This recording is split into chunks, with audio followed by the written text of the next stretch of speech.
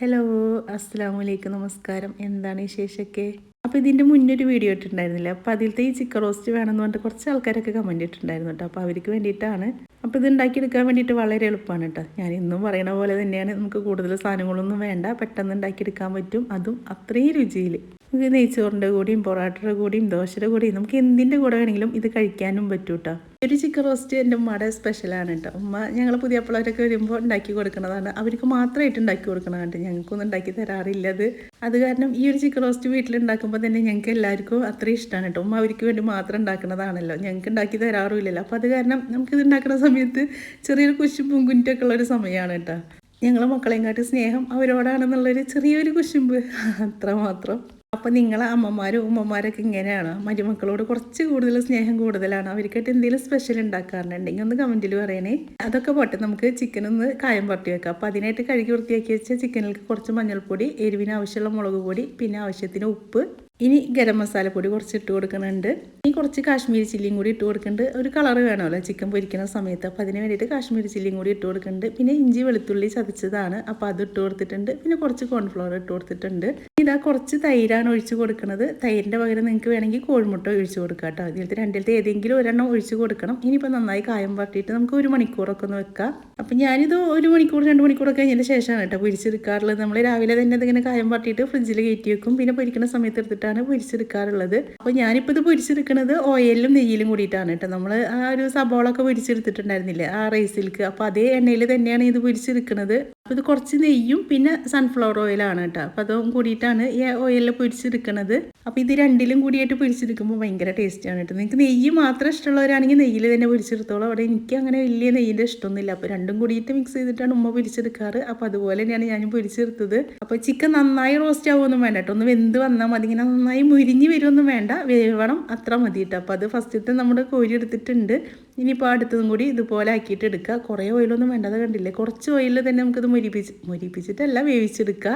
ഈ ഒരു സമയത്ത് നല്ലൊരു മണമാണ് കേട്ടോ, നെയ്യിൻ്റെയും ഓയിലിൻ്റെയും പിന്നെ ആ ഒരു മസാലകൾ ആ കൂട്ടുണ്ടല്ലോ. അപ്പോൾ അതെല്ലാം കൂടി ആവണ സമയത്ത് നമ്മളെ വീട് മുഴുവനും ഈ ചിക്കൻ പൊരിക്കേണ്ടതെന്ന് അറിയും. ചെറിയ മക്കളൊക്കെ ഉണ്ടെങ്കിൽ ഇപ്പോൾ പ്ലേറ്റ് എടുത്തിട്ട് വരും ചിക്കൻ പൊരിച്ചത് മേടിക്കാൻ വേണ്ടിയിട്ട്. അപ്പോൾ അതാ എല്ലാം പൊരിച്ച് അതേ എണ്ണയിലേക്ക് തന്നെയാണ് കേട്ടോ നമ്മൾ സബോള ഇട്ട് കൊടുക്കുന്നത്. വേറെ ഓയിൽ ഒഴിച്ച് കൊടുക്കണമെന്നില്ല. ഇത് നന്നായിട്ടൊന്ന് വാട്ടിയെടുക്കുക. അപ്പോൾ എന്നെ പോലെയാണ് നിങ്ങൾ, ഞാനിതുപോലെ പപ്പടം പൊരിക്കുകയാണെങ്കിൽ ആ പപ്പടം പൊരിച്ച് അതേ എണ്ണയിൽ തന്നെ മീൻ പൊരിച്ചിട്ട് പിന്നെ ബാക്കിയുള്ള കളയുക ചെയ്യുക. ഒരു പ്രാവശ്യം ഓയിൽ എടുത്താൽ അതുകൊണ്ട് ആ ഒരു സമയത്ത് എന്തൊക്കെ ഉണ്ടാക്കാൻ പറ്റും അതൊക്കെ കഴിഞ്ഞ് പിന്നെ ആ സാധനം കളയുക ചെയ്യുക. എടുത്ത് വെച്ചിട്ട് ഉപയോഗിക്കാറില്ല കേട്ടോ. അതുപോലെ ഒരു പ്രാവശ്യം പപ്പടം പൊരിച്ചതിൽ തന്നെ മീൻ പൊരിച്ചിട്ട് എടുക്കും.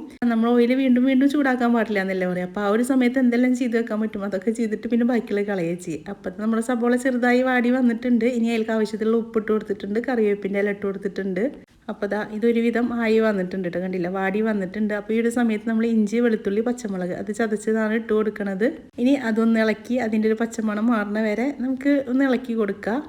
സബോള എണ്ണ ഞാൻ പറഞ്ഞില്ലല്ലോ അല്ലേ, നമ്മളൊരു വലിയ സബോള 2 കേട്ടോ എടുത്തേക്കണത്. കൂടുതൽ സബോള വേണ്ട, ചിക്കനിലൊന്ന് പരട്ടി വരണം, അത്ര മതി. ഇനിയിപ്പോൾ ഇതാ ഒരു 2 തക്കാളിയാണ്, ചെറിയ തക്കാളി ആയാലും 2 എടുത്തേക്കണത്, വലുതാണെങ്കിൽ 1 മതി. ഇനി തക്കാളിയൊക്കെ ഒന്ന് വാടി ഒന്ന് ഉടഞ്ഞ് വന്നോട്ടെ, അതുവരെ ഒന്ന് ഇളക്കി കൊടുക്കുക.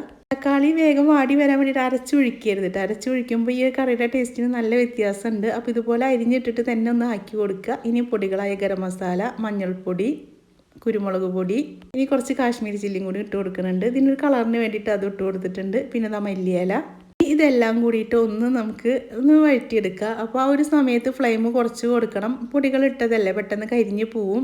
ഒരു 2 മിനിറ്റ് നേരമൊക്കെ നമുക്കിതൊന്ന് വാട്ടി കൊടുക്കുക. അപ്പം ഇനി നമ്മൾ ഇതിലേക്ക് ചിക്കനൊക്കെ ഇട്ട് വരുമ്പോൾ ബാക്കി എല്ലാം കൂടി സെറ്റായി വന്നോളും. അപ്പോൾ ഇതിലേക്ക് നമ്മൾ വെള്ളമൊന്നും ചേർക്കണില്ല കേട്ടോ. തക്കാളിയിൽ നിന്ന് ഇറങ്ങി വരുന്ന ആ ഒരു വെള്ളം മാത്രം മതി, അല്ലാണ്ട് നമ്മളിതിൽ വേറെ വെള്ളമൊന്നും ഒഴിച്ച് കൊടുക്കണില്ല. അപ്പോൾ അത് നമ്മുടെ മസാല ഒക്കെ റെഡിയായി വന്നിട്ടുണ്ട്.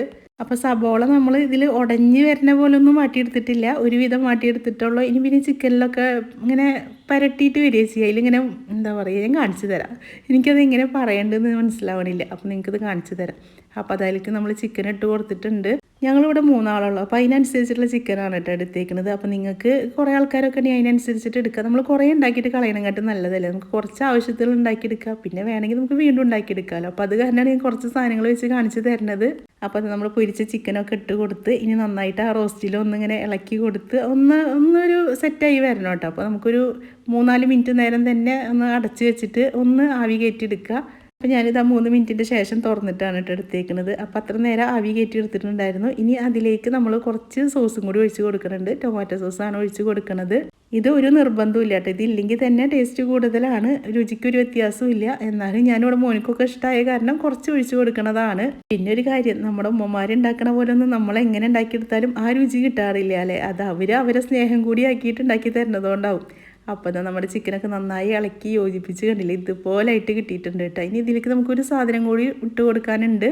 അതും കൂടി ഇട്ടാലാണ് എൻ്റെ ഉമ്മയുടെ ചിക്കൻ റോസ്റ്റിൻ്റെ പൂർണ്ണ രൂപമാവുള്ളൂ. ഇതാ കുറച്ച് അണ്ടിപ്പരിപ്പും മുന്തിരിയും പിന്നെ സബോളൊക്കെ വറുത്ത് വെച്ചിട്ടുണ്ടല്ലോ നമ്മൾ ബിരിയാണിയിലേക്ക് വറുത്ത് വെച്ചാൽ അതിൽ നിന്ന് ഇതുപോലെ കുറച്ച് അതിൻ്റെ മീതൊക്കെ ഇട്ട് കൊടുക്കും. ഇനി കുറച്ച് മല്ലിയിലയും കൂടി ഇട്ട് കൊടുത്താൽ നമ്മുടെ ചിക്കൻ റോസ്റ്റ് ഇതവിടെ റെഡിയായി വന്നിട്ടുണ്ട് കേട്ടോ. അപ്പോൾ അധികം പണികളൊന്നും ഇല്ലല്ലോ, നമുക്ക് പെട്ടെന്ന് ഉണ്ടാക്കിയെടുക്കാൻ പറ്റുന്നതാണല്ലോ. ഇനി ഇത് എന്തിൻ്റെയും കൂടെ പോകട്ടോ, നമ്മൾ ബിരിയാണി ആയാലും പൊറോട്ട ആയാലും നെയ്ച്ചോറായാലും എന്തിൻ്റെയും കൂടെ ഒരുപോലെ പോണൊരു ചിക്കൻ റോസ്റ്റാണ്. അപ്പോൾ ഉണ്ടാക്കാത്തവരൊക്കെ ഒന്ന് ഉണ്ടാക്കി നോക്കി വെക്കുക. ഉണ്ടാക്കിയതിൻ്റെ ശേഷം നിങ്ങൾക്ക് ഇഷ്ടപ്പെടുകയാണെങ്കിൽ എന്നോട് ഒന്ന് പറയണേ. അതുപോലെ സബ്സ്ക്രൈബ് ചെയ്യാതെ കാണുന്നവരാണെങ്കിൽ നിങ്ങൾക്ക് ഇഷ്ടപ്പെടുകയാണെങ്കിൽ ഒന്ന് സബ്സ്ക്രൈബ് ചെയ്തോളൂ കേട്ടോ. ഇനി ചിക്കൻ റോസ്റ്റ് നമുക്കൊരു പാത്രത്തിലേക്ക് വിളമ്പിയെടുക്കുക. അപ്പോൾ കണ്ടില്ലേ, നമ്മൾ അടിപൊളി ചിക്കൻ റോസ്റ്റാണ്. അപ്പോൾ നിങ്ങളെല്ലാവരും ഒന്ന് ഇതുപോലെ ഉണ്ടാക്കി നോക്കി വെക്കുക. കുറച്ച് സാധനങ്ങളൊക്കെ മതി. നമ്മൾ ചിക്കനൊക്കെ മേടിക്കുന്ന സമയത്ത് തന്നെ കുറച്ച് ഇങ്ങോട്ട് മാറ്റി വെച്ചിട്ട് ഇതുപോലെ ഒന്ന് ഉണ്ടാക്കി നോക്കി വെക്കുക. നിങ്ങൾക്ക് എല്ലാവർക്കും ഇഷ്ടമാവും. അപ്പോൾ ഞാൻ ഇതിൻ്റെ മീതെ കുറച്ചൊരു ഭംഗിക്ക് വേണ്ടിയിട്ട് കുറച്ചും കൂടി അണ്ടിപ്പരിപ്പും മുന്തിരിയും പിന്നെ ആ ഒരു സബോള പൊരിച്ചതുണ്ടല്ലോ, അപ്പോൾ അതും കൂടി ഇട്ട് കൊടുത്തിട്ടുണ്ട്. അപ്പോൾ ഇത്രേ ഉള്ളൂ നമ്മുടെ ചിക്കൻ റോസ്റ്റ് ഉണ്ടാക്കിയെടുക്കാൻ വേണ്ടിയിട്ട്. തലേ ദിവസമൊക്കെ മസാലയൊക്കെ പറഞ്ഞിട്ട് നമുക്ക് ഫ്രിഡ്ജിലൊക്കെ വെക്കുകയാണെങ്കിൽ നമുക്ക് രാവിലെ തന്നെ ഇത് ഉണ്ടാക്കിയെടുക്കാൻ പറ്റും. അപ്പോൾ മറക്കണ്ട, നിങ്ങളെ ഉമ്മമാരെയൊക്കെ മരുമക്കൾക്ക് സ്പെഷ്യലായിട്ട് ഉണ്ടാക്കി കൊടുക്കുന്നത് എന്താണെന്നും കൂടി ഒന്ന് പറയണേ. കാണാൻ തന്നെ നല്ല ഭംഗിയുണ്ടല്ലേ, കണ്ടില്ലേ, ഇങ്ങനെ എടുക്കുന്നത് കാണാൻ തന്നെ ഭംഗിയില്ല. അതുപോലെ തന്നെയാണ് കേട്ടോ ഇതിൻ്റെ രുചിയും. അപ്പോൾ ഇൻഷാ അല്ലാഹ് ഇനി നല്ലൊരു വീഡിയോ ആയിട്ട് നമുക്ക് അടുത്ത ദിവസം കാണാം.